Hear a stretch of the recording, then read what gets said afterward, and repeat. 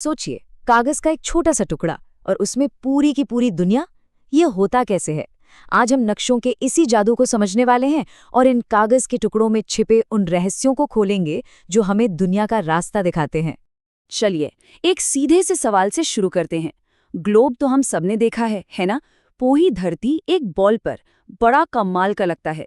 लेकिन सोचिए, अगर आपको अपने पास वाली लाइब्रेरी का रास्ता ढूंढना हो तो क्या ग्लोब काम आएगा? शायद नहीं। और बस यहीं पर एंट्री होती है मैप्स यानी नक्शों की। देखिए, ग्लोब जो है ना, वो पूरी पृथ्वी को एक साथ देखने के लिए, मतलब बिग पिक्चर के लिए एकदम बढ़िया है। लेकिन मैप्स मैप्स हमें किसी भी देश, राज्य या यहाँ तक के एक छोटे से गांव के अंदर तक ले जाते हैं। सच पूछिए तो लोकल जानकारी के लिए मैप्स ग्लोब से कहीं ज्यादा पावरफुल है। तो आज की हमारी बातचीत में हम 4 चीजें समझेंगे।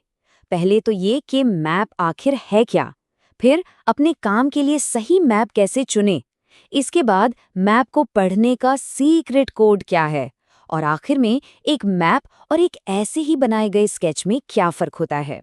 तो चलिए शुरू करते हैं पहले हिस्से से। ये समझना बड़ा दिलचस्प है कि एक गोल पृथ्वी को कागज के एक चपटे टुकड़े पर उतारा कैसे जाता है। असल में यही तो नक्शा बनाने की कला का सबसे बड़ा चैलेंज है। तो टेक्निकली मैप है क्या? सीधी सी भाषा में ये हमारी पृथ्वी की सतह का एक चित्र है जिससे एक स्केल या पैमाने का इस्तेमाल करके सपाट कागज पर बनाया गया है। पर मजे की बात यह है कि किसी गोल चीज को बिना उसे तोड़े मरोड़े एकदम फ्लैट करना ये नामुमकिन है। अच्छा, अब ऐसा नहीं है कि हर काम के लिए एक ही मैप चल जाएगा। नहीं, इसको आप एक कैमरे की तरह समझिए। जैसे अलग अलग फोटो खींचने के लिए अलग अलग लेंस होते हैं, बिल्कुल वैसे ही अलग अलग जरूरतों के लिए अलग अलग तरह के मैप्स होते हैं। सबसे पहले आते हैं फिजिकल मैप्स, यानी भौतिक मानचित्र। जैसा नाम से ही पता चल रहा है, ये हमारी पृथ्वी की कुदरती बनावट दिखाते हैं। कहाँ ऊंचे ऊंचे पहाड़ हैं, कहाँ दूर तक फैले मैदान हैं, या नदियां किस तरफ बह रही हैं। मतलब ये धरती की असली शक्ल दिखाते हैं। इसके बाद आते हैं पॉलिटिकल मैप्स, यानी राजनीतिक मानचित्र। इनका फोकस होता है इंसानों द्वारा बनाई गई सीमाओं पर। मतलब कौन सा शहर कहाँ है, किस राज्य की सीमा कहाँ खत्म होती है, कौन सा देश कहाँ है। ये हमें दुनिया का एडमिनिस्ट्रेटिव बंटवारा दिखाते हैं। और तीसरे हैं थीमैटिक मैप्स। ये किसी एक खास टॉपिक या थीम पर फोकस करते हैं। जैसे सिर्फ सड़कों का मैप, या ऐसा मैप जो ये बताए कि किस इलाके में कितनी बारिश होती है, या फिर कहाँ कौन सी इंडस्ट्रीज लगी हुई हैं। बहुत बढ़िया। तो अब हम अलग अलग तरह के मैप्स को पहचानने लगे हैं। तो चलिए अब इनके कोड को क्रैक करते हैं। ये वो सीक्रेट भाषा है जिसका इस्तेमाल हर मैप बनाने वाला करता है ताकि हम उसे ठीक से समझ सकें। किसी भी मैप को सही से पढ़ने के लिए ये 3 चीजें सबसे ज्यादा जरूरी हैं: दूरी, दिशा और प्रतीक। इनके बिना कोई भी मैप बस एक सुंदर सी तस्वीर है, जानकारी का खजाना नहीं। तो दूरी को कैसे दिखाते हैं? इसके लिए होता है पैमाना या स्केल। ये कुछ और नहीं, बस जमीन पर जो असली दूरी है और मैप पर जो दूरी दिखाई गई है उसके बीच का एक रेशियो है। यही वो छोटा सा गणित है जो एक साधारण से चित्र को एक सटीक और भरोसेमंद मैप बना देता है।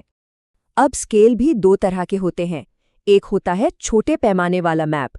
यह महाद्वीप जैसे बड़े बड़े इलाकों को दिखाता है, लेकिन इसमें ज्यादा डिटेल नहीं होती।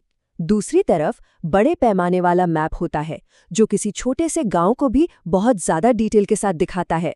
हाँ, नाम थोड़ा कंफ्यूजिंग लग सकता है, पर बस इतना याद रखिए, बड़ा पैमाना मतलब ज्यादा डिटेल। तो निचोड़ क्या है? सीधी सी बात है, अगर आपको ज्यादा और बारीक जानकारी चाहिए तो आपको हमेशा बड़े पैमाने वाला मैप ही चुनना होगा। ये एक सिंपल सा लेकिन सबसे जरूरी नियम है। चलिए अब बात करते हैं दिशा की। ज्यादातर मैप्स पर आपको ऊपर की तरफ एन लिखा हुआ एक तीर दिखेगा। ये है नॉर्थ लाइन, यानी उत्तर दिशा।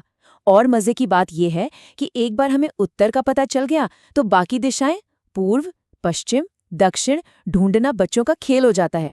ये जो 4 मुख्य दिशाएं हैं ना, उत्तर, दक्षिण, पूर्व और पश्चिम, इन्हें ही प्रधान दिग बिंदु या कार्डिनल पॉइंट्स कहते हैं।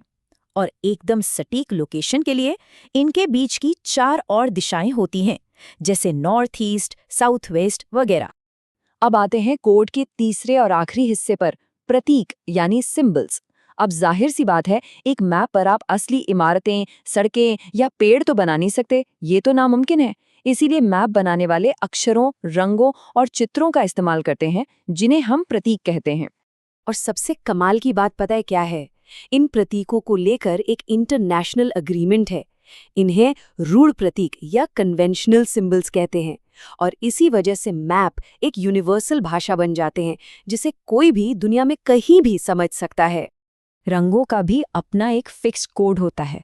जैसे आमतौर पर आपको नीला रंग पानी के लिए दिखेगा, भूरा रंग पहाड़ों के लिए, पीला रंग पठारों के लिए और हरा रंग मैदानों के लिए इस्तेमाल होता है। चलिए, अब हम अपने आखिरी हिस्से पर पहुंच गए हैं।